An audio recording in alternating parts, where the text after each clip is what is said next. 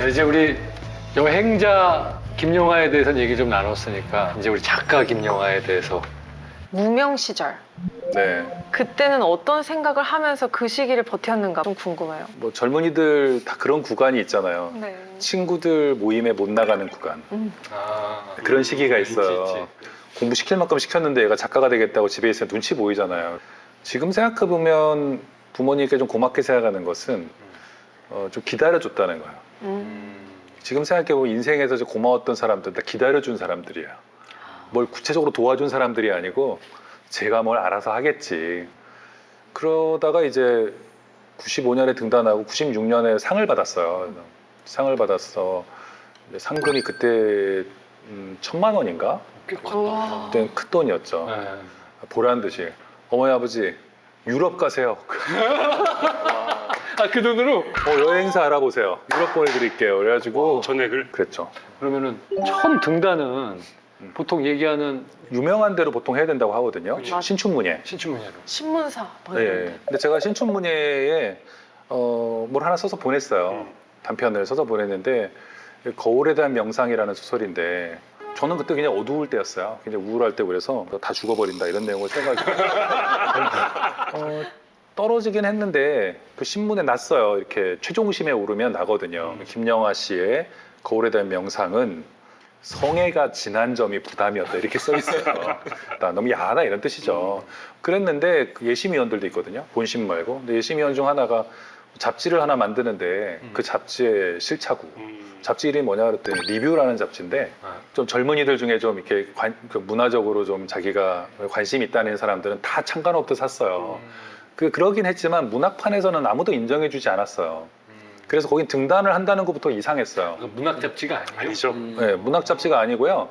근데 거기서 이제 그냥 자기네 잡지로 등단하자고 얘기를 해와서 1월에 떨어지고 2월에 거기다 실었어요. 리뷰에다가. 근데 그 잡지로서는 그 자기네 잡지로 등단하겠다는 사람이 없었기 때문에 지면도 많이 꾸며주고 막 화려하게 조명했지만 그 잡지 폐간될 때까지 등단한 작가는 저밖에 없어요. 그랬나요? 제가 유일해요. 그래서 제 양력에 맨날 개간 리뷰로 등단하지만 사람들이 이제는 개간 리뷰가 뭐야? 레이블이고 그게 영원히 따라다니잖아요. 평생 몰랐어요. 그래서 저는 이게 왜 그래서 친구들 말을 안 듣고 그냥 싫었죠. 근데 작품이 좀 쇼킹한 작품이어서 저는 바로 막 전화가 빗발칠 줄 알고 그때부터는 이제 계속 기다려도 두세 달이 지나도 아무 전화가 없는 거예요. 그래서 안 되겠어요. 그래가지고 다시 안 되겠다 이러다 안 되겠다 또 하나를 썼어요. 작품을 또 하나 썼는데 그래가지고 딱 보니까 새로 생긴 문예지들이 있었어요. 그때 문학동네라는 그 출판사가 새로 생기면서 개간지를 냈는데 원고를 보냈어요. 투고를 한 거예요? 투고를 한 거죠. 사흘 만에 연락이 왔어요. 굉장히 빨리 온 거죠. 얼굴을 한번 보고 싶으니까 한번 출판사로 나오라고. 가봤더니 이제 우유보급소 위에 있는 조그만 허름한 무슨 해화동 뒤쪽에 이런 신생 거였는데 출판사고. 편집위원 전원이 작품 굉장히 잘 읽었다고 하고 전원이 다 읽었다니 사흘밖에 안 됐는데 다 읽었고 굉장히 재밌고 우리랑 이렇게 같이 함께 해줘서 고맙다 이런 얘기를 하면서 서서히 이제 자리를 잡고 활동을 하기 시작했어요. 그 출판사에서 거의 전작이 다 나오지 않았어요? 거의 전작이 소설은 다 네. 있죠 거기. 그렇죠. 다 있어요. 그러면 그 출판사의 시작과 김영하 작가의 시작이 같네요. 거의 비슷했네. 거의 같죠. 아마 지금 많이 컸겠죠? 최고의 출판사죠. 큰 출판 완전 주류 네, 완전 출판사예요. 저도 굉장히 뭐 성장했지만 출판사도 쭉 성장을 했고 이제는 뭐 우유보급소 2층에 있지는 않죠. 건물도 여러 개고. 그치. 친구들 말 네. 하나도 안 들어서 너무 잘 된 그게 대표적인 케이스. 서로 운이 잘 맞은 거죠. 세대가 막 바뀌고 있던 타이밍이라서 이 젊은 작가들에 대해서 굉장히 호의적으로 보고 좀 이상한 애가 하나 나타났다 그러면 좀 보고 이러던 때라서 그런 시대적인 운이 잘 맞았고 그래서 왜 그때 왜 그런 얘기도 있어요. 나는 남들과 달라. 그 시대가 시대 캐치프레이즈였잖아요. X세대. X세대라는 말. 문학적으로 중요한 90년대. 개인주의가 약간 강화되면서 새로운 개인들을 약간 발견하고 싶었던 찰나에 문학동네가 나왔고 김영하 작가님 그리고 은희경 작가님 뭐 조영란 작가님 이런 분들이 이제 다 같은 애 나왔어요. 새로운 약간 뉴웨이브가 된 것 같아요. 사실 한국 문학의 중요한 순간 중에 하나가 문학동네로부터 출발한 그 순간이 아닌가 지금 생각이 들더라고요. 뭐 아까 말씀드렸듯이 뭐 저도 직업이 있었죠. 저도 전업이 된 지는 얼마 안 된 건 아니고 한 10년 좀 넘어요. 그 전까지는 다 다른 직업이 있었죠. 맞다. 예, 저는 그래서 등단하자마자 들어간 데가 어디였냐면 어학당에 들어갔어요. 어렸을 때 계속 이 그 전학을 다녔잖아요. 새로운 언어 사투리에 적응하듯이 외국인 학생들에게 이렇게 알아듣도록 우리말을 한다는 게 작가로서 좋은 경험이었어요. 그때부터는 또 뭐 라디오 진행을 한 적도 있고. 다양한 직업을 가지셨었네. 네, 뭐 제가 테이프도 영어회화 테이프도 팔고 또 보습학원 강사한 적도 있지 않아요? 그런 적도 있었어요. 그리고 제가 이제 한국예술종합학교에 교수로 한 또 2년 반 있었는데 그때도 교수가 되려고 보니까 또 겁나는 거예요. 그래서 교수법 책을 하나 샀어요. 정말 주옥 같은 내용이 많더라고요. 많이 배웠어요. 그 중에 하나는 이런 거예요. 학생들이 교수에게 질문하게 하는 법. 어떻게 하면 되는데? 학생들 보고 질문을 하라고 한 뒤에 할 때까지 기다려야 돼요. 단순하지만 먹혀요. 다 이해했을 리가 없거든요. 저 그거 궁금한데요. 그러면 선의를 해도 그때 그 한 명의 학생이 굉장히 성의껏 대답을 하는 거야. 그럼 다른 학생이 저 선생님은 진짜로 질문을 원하는 선생이라는 걸 알게 돼요. 그게 책에 써 있다고 다. 책에 써 있어요. 신기하다. 그래서 뭘 좀 학생들하고 좀 어떤 교감 같은 게 그때 좀 잘 됐던 것 같아요.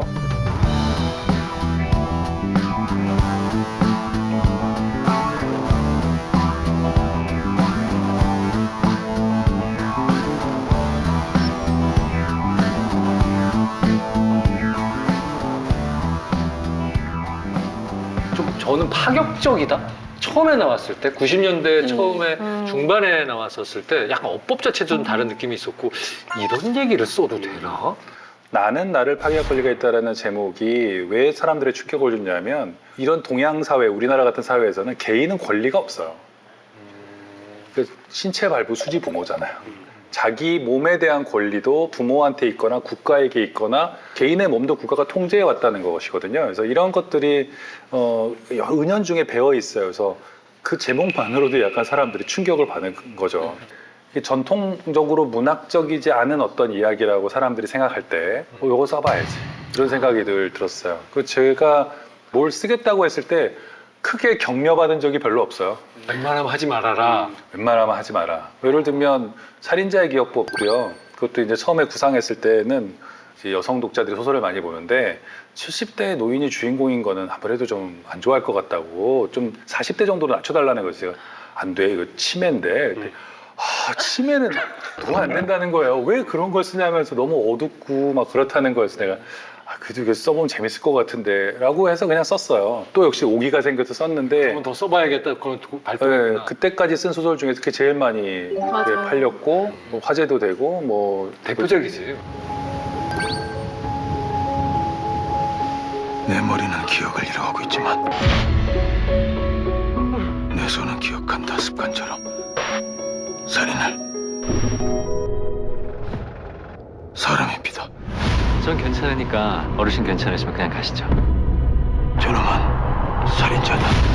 이게 흥미로웠던 건 일단 이 스토리텔링 자체가 일반적인 서사를 따르는 게 아니라 약간 치매 스토리텔링이에요. 맞아. 되게 띄엄띄엄 이렇게 비어 돼 있어요. 있어요. 쓸 때 되게 힘들었을 것 같아요. 이건 그 힘들죠. 왜냐하면 기억을 자꾸 잃어가는 사람이니까 예를 들면은 딸을 위협하는 뭐 놈이 나타났다. 그 놈을 죽인다라고 썼는데 다음날 보면 그 놈이 누구지? 그 놈을 알 수가 없잖아요. 뭐 하여튼 이런 식으로 하고 계속 기억은 단속적이고 끊어지고 이러니까 짧긴 한데 쓰기 굉장히 어려운 소설이죠. 이 작가들은 알아줘요. 그래서 동료 작가들한테 좋은 소리를 많이 들었어요. 작가님 작가의 말에 보면은 네. 그런 취지의 얘기였던 것 같아요. 내가 막 억지로 써낸 게 아니라 나는 그저 받아 적었을 뿐이다. 근데 저는 그 문장이 뭐였을까 곰곰이 생각해봤는데 내가 만든 인물과 이야기가 내 안에서 저절로 굴러가는 느낌? 다 그런 순간이 있죠. 그걸 그저 나는 받아서 적었다는 그 느낌을 받으신 걸로 이해했는데 그게 어떤 것일지 저는 좀 너무 상상이 안 가는 거예요. 쭉 써나가는 동안 이제 인물들이 살아 움직이기 시작하면 그 인물을 막을 수 있는 게 없어요. 그래서 작가의 체력이 허락하면 계속 따라가는 거예요. 그 인물이 이런 짓을 하면 야구 그럴듯하네. 또 따라가고 아이고 그거 그러면 안 되는데. 그래도 아이고 또 죽였네. 아이고 그만 좀 죽여. 그러고 싶어도 이게 우와. 개연성이 있다면 계속 가는 거예요. 그 작가는 자기가 쓰고 있다고 생각하지만 실은 인물들의 얘기를 받아 적고 있는 느낌이에요. 와.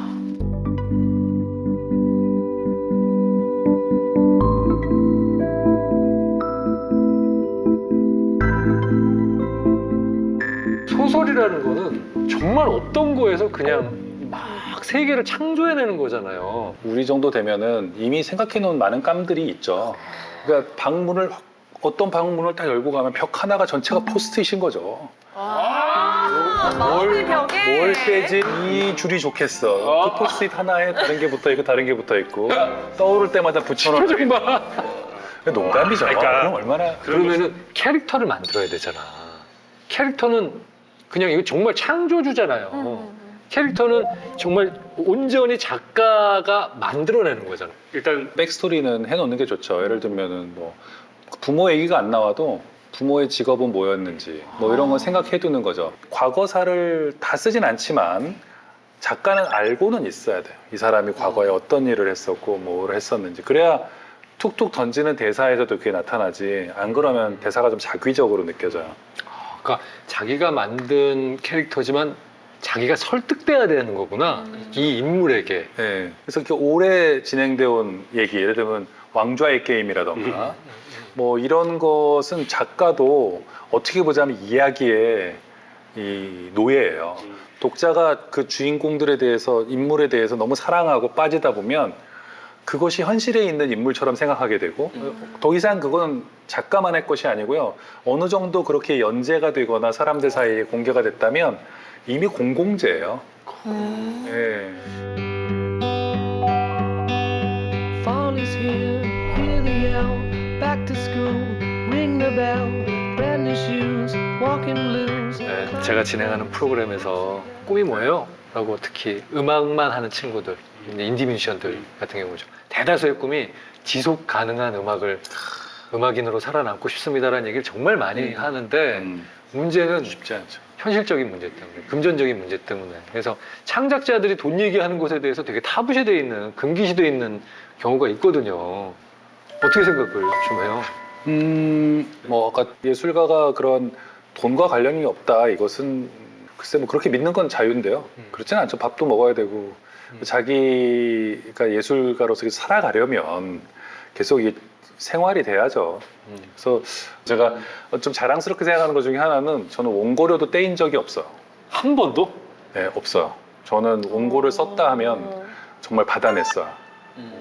예. 또 옛날에는요, 전화하잖아요. 그러면 뭐 이번 주 금요일까지 입금될 거야. 뭐 이런 식으로 얘기하는 데가 있었어요. 그러면 옛날에는 이 홈뱅킹 같은 게 없잖아요. 은행 가서 찍어봐야 했어요. 90년대에는. 맞는지 아닌지. 그렇지. 진짜 화나요. 한 번은 너무 정말 열을 받아서 그 회사에 회장님이 계세요. 회장님께 팩스를 보냈어요.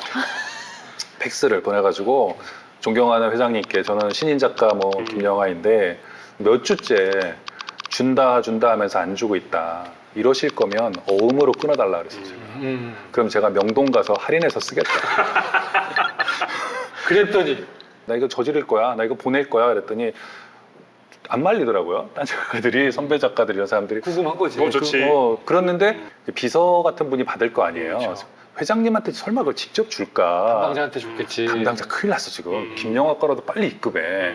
그럴 줄 알았는데 회장님 팩스요. 그러고 준 거예요. 그래서 그분이 받고는 이제 굉장히 화가 난 거죠. 이런 팩스를 나에게 받게 하다니 이래가지고는 야 그거 얼마야 다 줘버려 이렇게 됐나 봐요. 그래가지고 그렇게 해서 받아낸 경험도 있고요. 약간 부러운 게 어릴 때는 그 신인 작가일 때는 약간 그런 살이 약간 밝고 자기가 훼손당하는 걸 막는 시스템을 잘 알고 있는 것 같아요. 이게 작가가 되려는 사람들은 그냥 유명한 작가를 보고 작가가 되고 싶어 해요. 그렇잖아요. 그렇죠. 화려하고 그런 것만 보고 모든 것들이 다 수월하게 진행될 것 같지만 저도 그랬고 김충혁 씨도 그랬고 신인 때는 돈을 떼이거나 떼일 뻔하거나 잘 안 주거나 이런 것과 싸우면서 자기 존엄을 지켜야 되고 그러면서 또 자기 책을 읽어줄 사람들을 확보해야 되고 여러 가지 참 치사한 일도 많이 겪으면서 근데 그 과정은 잘 안 보여요. 누가 그걸 자랑스럽게 얘기하지 않으니까요. 제가 좀 강한 게요. 저 대학원에서 제가 노동을 전공했거든요. 그래서 저는 그 노동부 산하의 노동연구원에서 RA로 1년간 일을 했어요. 뭐 실질적인 조언을 좀 주자면요. 저는 언제나 그런 책들 잘 보는데 계약서를 꼼꼼히 봐야 되고요. 뭐 잘 아시죠? 꼼꼼히 봐야 돼요. 와서 뭐 같이 일해 봅시다 이렇게 얘기하면서 그런데 이게 계약 기간이 명시되어 있지 않은데 이게 좀 이상한데요. 5년 정도로 하면 어떨까요? 그러죠. 이렇게 해요. 아니면 7년이든가 이렇게 조정을 하지.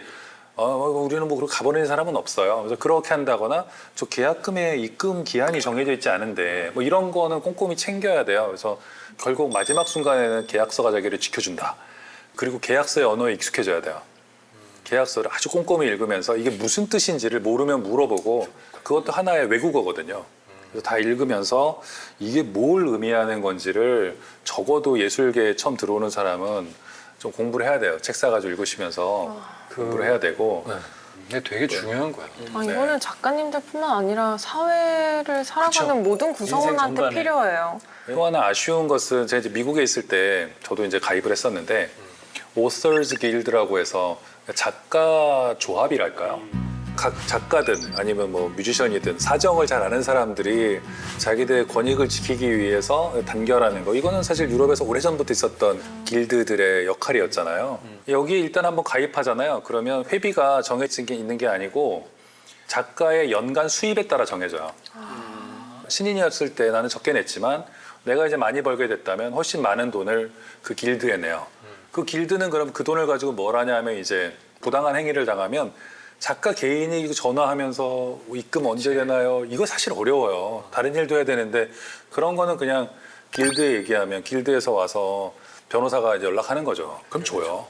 그런 식으로 작가 조합이 아주 전통도 강하고 작가의 권익을 위해 싸워온 역사도 강하고 그래서 우리나라의 좀 20대, 30대 이런 젊은 작가들의 권익을 좀 지키는 그런 단체가 사실은 좀 필요해요.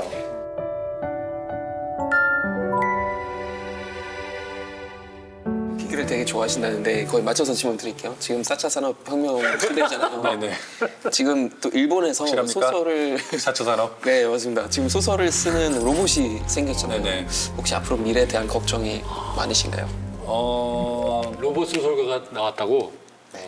로봇이 사람 소설가를 대체하기 참 어려운 이유가요. 저처럼 쓰는 어떤 인공지능 소설가가 있다고 해도 우리가 그게 인공지능이라는 걸 아는 순간 마음이 차게 식어요. 넌 안 죽잖아. 네가 어떻게 알아? 부모님이 돌아가신 어떤 상실감을 기계가 알 리가 없잖아. 흉내 잘 내네. 이제 우리가 인간의 예술을 좋아하는 것은 인간이 기계보다 잘해서가 아니라 한계가 있기 때문에.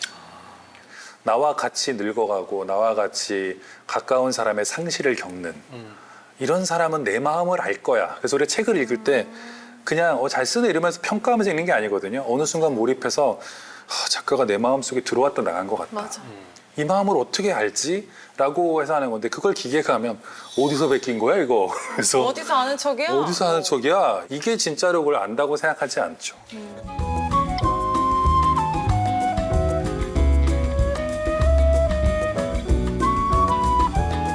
잘 모르는 사람 입장에서는 서점이 한 몇 년 전에 싹 죽은 느낌이었거든요.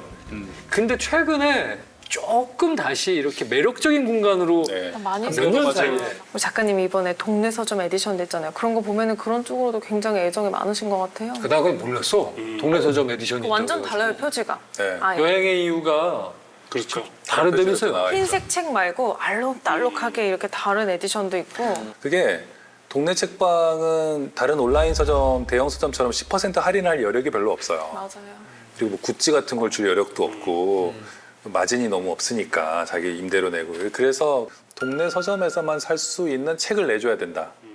그래서 표지를 달리하고 그래서 뭐 그렇게 하면 사람들이 그걸 예뻐서 이제 그걸 수집하기 위해서라도 거기 가는 사람들이 생길 거 아니에요. 그래서 이제 저를 비롯한 작가들이 계속 그걸 만들어주고 있는 거예요. 거기 가야만 할 이유를 만들어주고 그러다 보면 그 책만 사는 게 아니라 뭐 사람 마음이 그렇잖아요.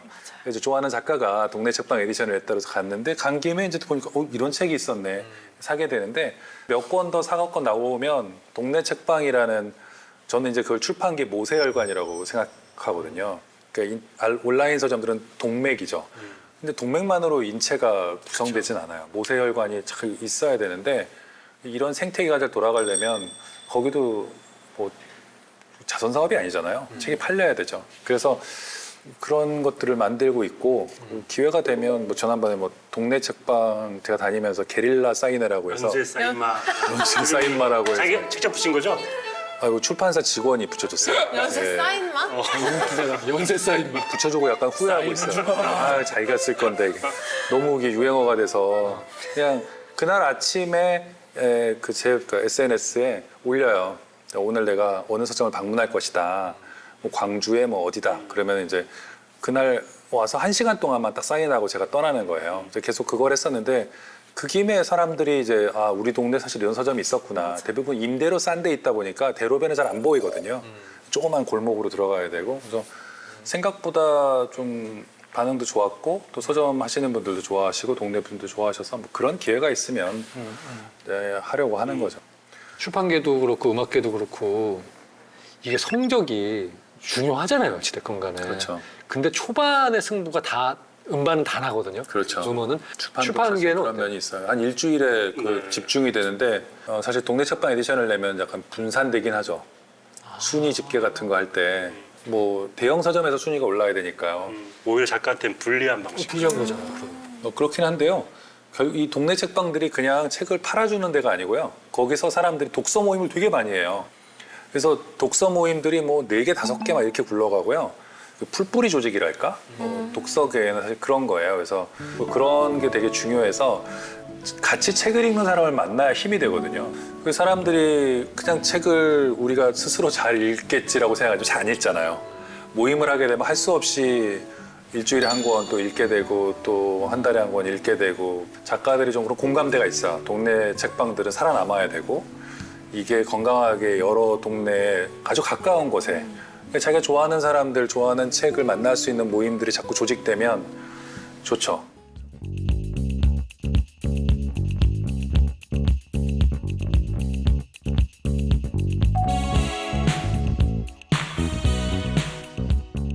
특히 요즘 책 많은 분들이 많이 읽는 것 중에 하나가 자기계발서를 많이 읽어요. 보면 주변에서도. 소설을 읽어야 하는 이유는 뭘까요? 이거 되게 중요한 아, 네. 질문인 것 같아요. 자기계발서라던가 뭐 이런 책들도 굉장히 필요해요. 저도 도움을 받을 때가 있어요. 뭐 집안이 왜 이렇게 정리가 안 되지? 그럼 정리 기술 이런 책 사다가 집안 정리하기도 하고 교수법도 자기 맞아. 개발서죠. 교수법도 일종의 자기계발서고 그런 것들은 우리에게 즉각적으로 어떤 효과를 주는데요. 소설은 즉각적으로 효과를 잘 주지 않아요. 그 사람들이 아, 이거 왜 읽는 거지? 내가 지금 바쁜데 취업도 해야 되고 아니면 뭐 승진도 해야 되고 회사 일도 바쁜데 그런데 소설은 우리를 좀 다른 세계로 데려가서 나와 전혀 다른 상황에 있는 인물에게 감정이입을 하게 만들거든요. 아이에게도 공감하게 만들고 근데 이게 왜 중요하냐면 그것을 통해서 결국엔 자기 자신을 이해하게 돼요. 우리 안에 여러 모습이 있거든요. 우리는 자기 자신을 잘 들여다보지 않고 살잖아요. 소설을 보다 보면 어느 순간 내가 왜 이렇게 몰입하고 이렇게 빠져들지 하다가 문득 아 여기에 나의 모습이 있다라는 것 자기 모습을 좀 긍정하게 되는 거죠. 내 마음속에 일어나고 있는 일들 내가 하마터면 저지를 뻔하는 일들을 저지르는 애들로 가득 차 있어요. 맞아요. 뭐 호밀밭에 파수꾼이든 뭐든 학교 그 좋은 학교 왜 때려치고 막 교장 선생님 욕하고 돌아다니고 막 학교 욕하고 돌아다니고 뭐 사고치고 술 먹고 뭐 호텔 방에서 뭐 난리 치잖아요. 그래서 제가 야 이런 인물들이 오래전부터 있었고 심지어 세계 명작이네. 그러면 내 마음속에 일어나는 이런 충동들이 당연한 거잖아요. 자연스러운 것이죠. 나는 괴물이 아닌 거야. 그 순간 이 우리의 마음은 언어가 없잖아요. 그냥 감정이거든요. 근데 이 감정에 언어가 부여돼요. 아, 이게 이런 것이구나. 그렇게 되면 그 감정을 훨씬 잘 들여다볼 수 있게 되죠. 저는 이런 사람이 강한 사람이라고 생각해요. 왜 화가 났는지, 지금 내 마음속에 있는 감정은 뭔지, 이런 것들을 언어화할 수 있는 사람이 저는 굉장히 강한 사람이라고 생각하는데, 그래서 바로 효과를 주진 않지만 소설을 읽어나가다 보면 아 나에게 이런 두려움이 있었구나. 그래 내가 이런 슬픔, 이런 안타까움을 느꼈지. 뭐 이런 걸 아는 것 같아요. 그래서 작가의 임무는 그런 감정들을 섬세하게 분류해서 사람들이 자기 감정을 정확히 알게 하고 또 그런 사람은 남의 감정도 잘 알겠죠. 그럼 소설가는 내가 하나의 이야기를 쓴 게 되게 수천 가지로 변형돼서 이해될 수 있다는 생각을 하면 되게 그렇죠. 그게 짜릿하겠다. 제가 소설은 더 적극적으로 개입을 하거든요. 드라마나 영화는 그 보여지지만 소설은 내가 읽어야 되고 내가 계속 감정을 투입해야지만 이야기가 오기 때문에. 그렇지. 그게 왜 중요하냐면 적극적으로 상상한다는 뜻이거든요. 검은 꽃으로 영화를 만들어 볼까 하고 이제 쿠바를 갔어요. 지금 제 소설에는 이렇게 써 있어요. 뭐 주인공이 이정인데 이정을 태운 증기기관차가 달려오고 멀리서 수천 마리의 말에 올라탄 무슨 뭐 반란군들이 달려온다. 저 말을 좀 줄이면 안 될까요? 말이 너무 많은데 수천 마리씩이나 30마리라든지 제작비가 엄청난 거야. 말 수천 마리의 이 혁명군이 말을 타고 오면 그 장면 찍고 끝나겠다 그냥. 하지만 뭐 저 소설 쓸 때 그런 생각 해봤나요? 뭐 수천 마리가 좋을까 수만 마리가 좋을까? 그렇지. 한 글자 차이인데 뭐 그냥. 제작자 입장에서는 어마어마한 차이가 나는데 뭐 다 모두 예산이 어마어마하게 드는 거.